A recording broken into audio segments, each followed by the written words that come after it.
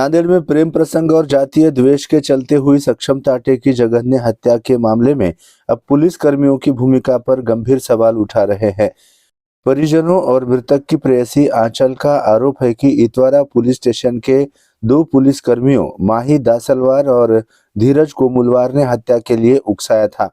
आरोप के अनुसार इन कर्मचारियों ने आंचल के भाई को सक्षम को खत्म करने के लिए प्रेरित किया और विरोध करने पर आंचल का मोबाइल भी तोड़ दिया था।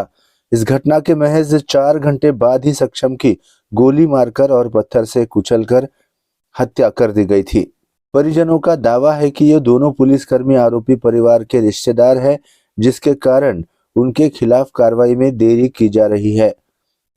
प्रशासन द्वारा सुनवाई नहीं होने से नाराज होकर बुधवार को सक्षम की मां और प्रेयसी आंचल सहित परिजनों ने जिलाधिकारी कार्यालय के सामने आत्मदाह का प्रयास किया। इस दौरान प्रदर्शनकारियों और पुलिस के बीच तीखी झड़प भी हुई, लेकिन पुलिस ने समय रहते हस्तक्षेप कर अनहोनी को रोक लिया।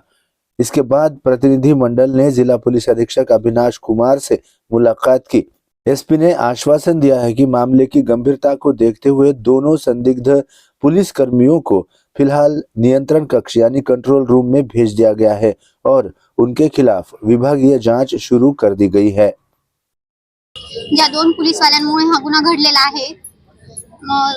एकाचं नाव धीरज कोमुलवार आणि दुसरा माही दासलवार या दोघा पोलिसांमुळे त्यांनी माझ्या भावाला प्रवृत्त केलं हा गुन्हा करण्यासाठी आणि तेव्हा माझा भाऊ रागात येऊन हा गुन्हा केला आणि आम्ही त्या पोलिसांना अटक करण्यासाठी त्यांच्यावर कारवाई करण्यासाठी असं 4-5 मोठ्या म्हणजे एसपी ला, डीवायएसपी ला, आयजी ला आणि कलेक्टर सरांना वगैरे अर्ज दिला होता।